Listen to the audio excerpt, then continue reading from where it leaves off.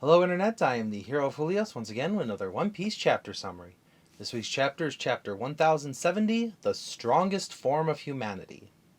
This week's art is a continuation of our cover story into the emotionless voyage, though I'm not really sure we should be calling that anymore.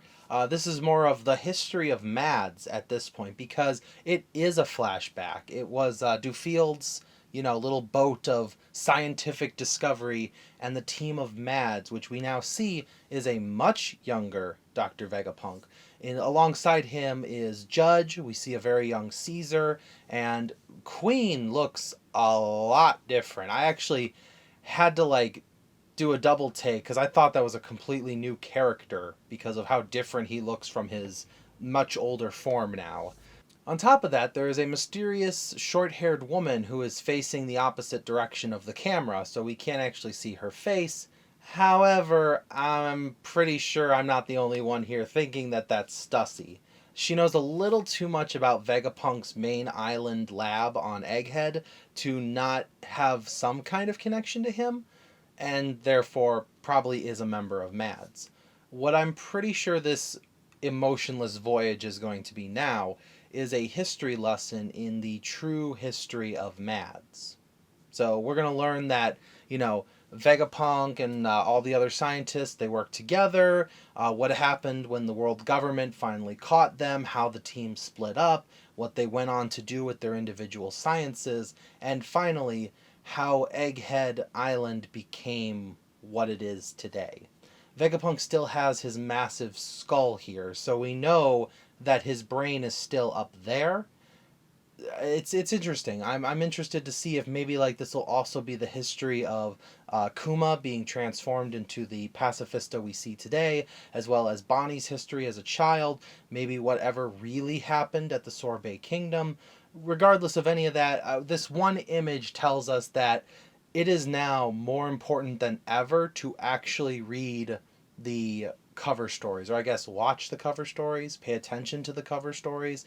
Most of the time, the cover stories are an explanation of how character got from point A to point B, and it's something like how Django got to be a marine, or Eneru ending up on the moon, which might come into play later, or Wapple, how he became the king of Black Drum Kingdom.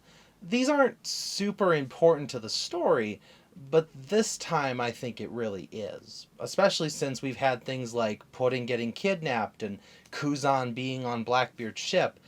This is starting to become more important because Oda is using this as basically a bonus panel to tell as much story as he can within the chapters he's confined to. Speaking of jumping into the chapter that we're in, Lucci has taken down Sentomaru, and Luffy apologizes for distracting him because, that's how Lucci got a hit in, and Sentomaru tells him, I'm not that stupid. I definitely blocked him, and we see his flashback of him blocking the attack, but somehow Lucci got through. We haven't seen Sentomaru's hands, so I don't know if he bloodied Sentomaru, stabbed him right through the hands, or if, because he's a leopard and he's awakened, that Lucci is just so fast that Sentomaru's defensive armament haki just isn't strong enough to stop someone that tough. We've seen with Boa Sandersonia, no, sorry, Marigold, that if you are strong enough, the amount of haki doesn't matter stopping you. You could have armament haki against someone with no haki at all, and raw power can still get through. It stands to say that Rob Lucci has access to haki now, but even if he didn't, there is still a chance for Sentomaru to lose that fight. But Lucci's not the only one showing off a big power-up right now. Luffy is in Gear 5th, and he is showing us his newly empowered Dawn attacks. When Luffy was in Gear 2nd, he would call his attacks jet versions, jet pistol, jet rifle, jet whip. Then, Gear 3rd, giant pistol, giant whip, giant hammer, all that stuff. And now we have in Gear 5th, Dawn. Dawn Whip is the attack he uses to slam Rob Lucci into a wall. However, due to cartoon physics, Luffy does not stop spinning and kind of careens off the battlefield for a bit. Chopper even mentions that as he's like, wow, that was a great hit, Luffy. Where are you going? And Luffy just keeps flying off. So, unfortunately, Gear 5th, really strong. Able to control it? We're still working on this. This is literally the brand new power that Luffy has. As Luffy and Lucci are duking it out, though, we see the Seraphims easily, and I mean easily, handling the weaker Cypher Pull agents, with Mihawk slashing through them and Jinbei punching the ground using the Swim fruit to cause water shock waves that sort of, just knock everyone off their feet. While this is going on, Frankie is watching the monitors with Vegapunk, and he is just crying. He's got Vegapunk on the shoulder and he's like, that's the power. That's the power of my bro, my friend, my brother in the Don Quixote pirates. That there can only be one of each fruit, so therefore my friend Senor Pink is dead. No, he's not. Vegapunk even tells him, no, he's locked up in Impel Down. So we knew Doflamingo went to Impel Down, but I'm guessing the rest of his crew got separated into the other floors, which means a Doflamingo jailbreak is highly possible, because if he broke out, his entire crew would be back together instantly. So keep that in mind when wondering whether or not Doflamingo could be a threat later. Speaking of threats later, devil fruits are an increased threat. So by that I mean devil fruits aren't one of a kind anymore.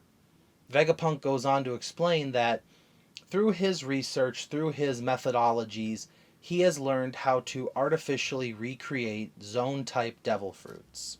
Now, Caesar does have a more pathetic version in his smile fruits, to which Nami even says, you don't have to count those, he should die. But the zone-type devil fruits that Vegapunk was able to make, just the one Kaido fruit, is a successful recreation. A complete utter failure because it doesn't turn him blue, but if you pretend like not being able to turn blue is a passable, problem that couldn't possibly make it a complete failure.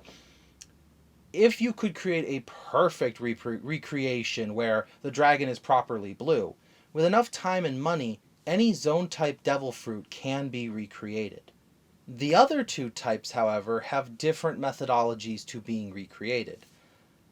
Logia types, according to Vegapunk, are still eluding him. He's still researching it. It's too difficult to make one right now, which probably means we're not going to see an artificial Logia throughout this series.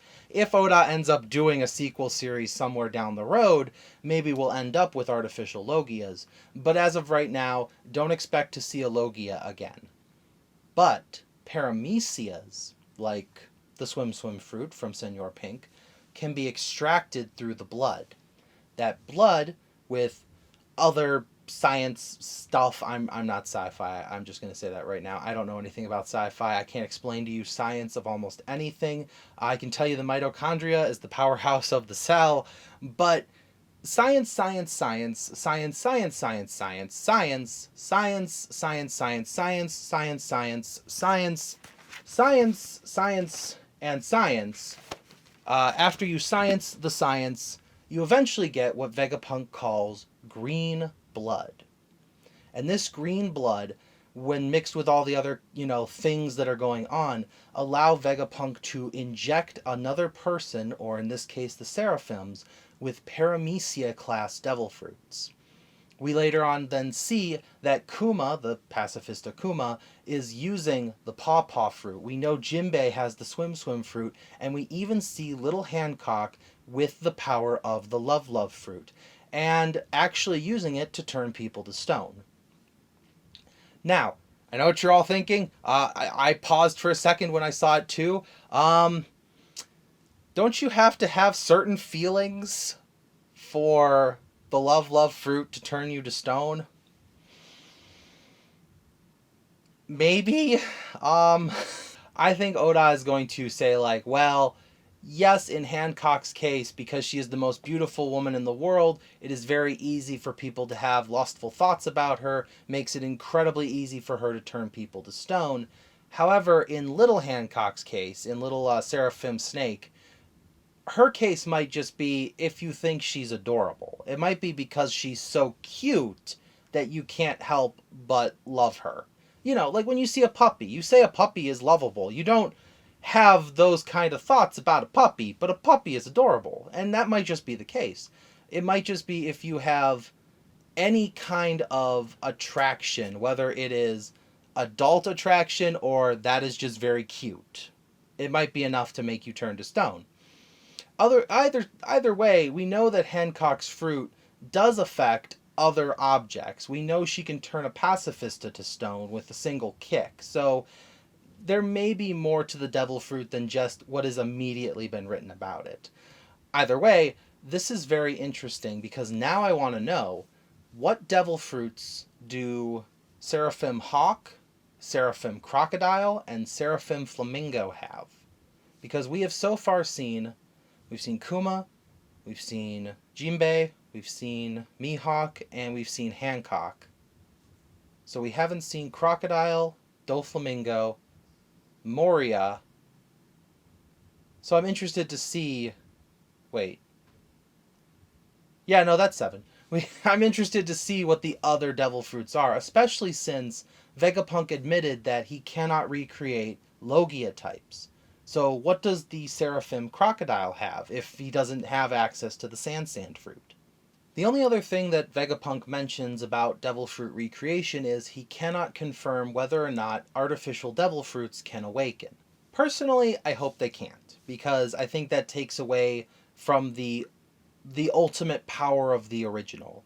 If an artificial devil fruit could awaken, then there is no difference between artificial and real devil fruits, which means the whole idea of a devil inside of each fruit just kind of boils it down to science instead of the hopes and dreams of people manifesting form. While this explanation is going on, Lucci and Luffy's fight is starting to reach a semi-climax where Lucci is openly admitting to himself that he is slowly blacking out and Luffy is overpowering him. So I thought maybe last week that Luffy would actually have a minorly difficult time, but it turns out what happens is Lucci does not successfully stall Luffy at all. Lucci more likely survived waiting out a clock because Luffy powers down and joins the rest of his ragtag group as they finally get on to the little vacuum tube that will take them up to Vegapunk's lab. The vacuum tube is pointed out to them by Seraphim Snake, who tells them where to go, and as Jinbei passes by, he says, "Oh, that's very nice of you. It's nice to see this nice little side of you, Hancock." And as he's leaving, Hancock's like, dummy, I don't like you. I'm just following orders." So, what does this tell me? 1, Seraphims can talk, which... looking back, I realized after I made my last video that the pacifistas could talk, but they could only say basic things like Straw Hat Luffy, Bounty X, you are under arrest, laser, pew pew. The Seraphims seem to have their own unique personalities. More importantly, these are personalities untouched by the life experiences of the warlords they come from. Hancock does not have the best opinions of men, except for Luffy, and she tolerates Rayleigh. This little Hancock seems to be an adorable little tsundere, and refuses to be acknowledged by praise and gets flustered, and is maybe polite? So, I'm very interested to see if, maybe the Mihawk one outside of battle is clumsy. Maybe like Tashigi, who is a savant in battle but trips over her own glasses if Smoker isn't there to catch her. Maybe the Jinbei is a rambunctious rebel, although Jinbei as a child was a rambunctious rebel, so maybe that one just checks out. But regardless, I'd like to see the personalities of all these little Seraphims now that we know they can talk and have their own views. Plus, they've all been raised by Vegapunk, so they might, they might act like children. And I think that would be really cool to see. So I'm hoping to see more of the Seraphims. Unfortunately, right now, though, Sentomaru is down. I don't know if he's unconscious or dead, but the last thing said to him is Kaku or Lucci, I can't really tell based on the speech bubbles, but one of them is saying, "You were Vegapunk's bodyguard, and you did your job to the very end. Sorry it had to end this way, Sentomaru." So Sentomaru might be dead, which sucks, because I was kind of happy to see Axe Boy back. But this does mean that the Seraphims are no longer on our side. Unless Vegapunk puts himself or one of his, satellite bodies in danger to go give a verbal command. The only ones I think are actually capable of fighting are probably Pythagoras, because he's a little robot man, and Atlas if they can get her repaired. Maybe Lilith if she stays inside her giant mech suit, but whatever the reasons, the Seraphims are against us now, so we're not going to be able to see any more of them. So as the crew is starting to finally get together, because we got, Vegapunk with the rest of the crew and Luffy is with Bonnie, they finally made it to the second floor and they're going to make their way up to Vegapunk. Bonnie then mentions that she's going to make Vegapunk pay, not only for making her father into a cyborg, but also for sending all those bugs against her, because that was totally his fault. Bonnie's got a lot of issues, and I'm hoping we can hammer those out, because it seems like Vegapunk might be riding on the Straw Hat ship. Luffy already told Sentomaru I'm going to get him off the island, so unless the band gets back together of Mads, Luffy's got a scientist on his crew. Temporarily. I doubt Vegapunk will be an official member of the Straw Hat crew by the end of this, although he might leave a satellite behind to at least document what happens. Place your bets below. I'm hoping it's York.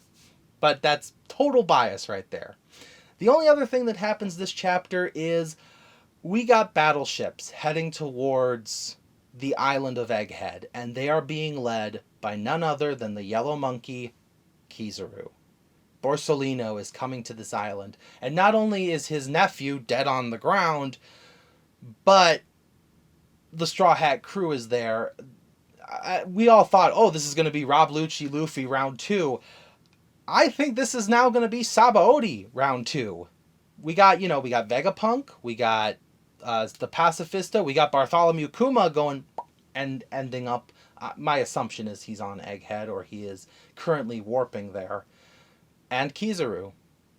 But this time is different. The Straw Hats are 2 years stronger, and now at least one of them is fully awakened.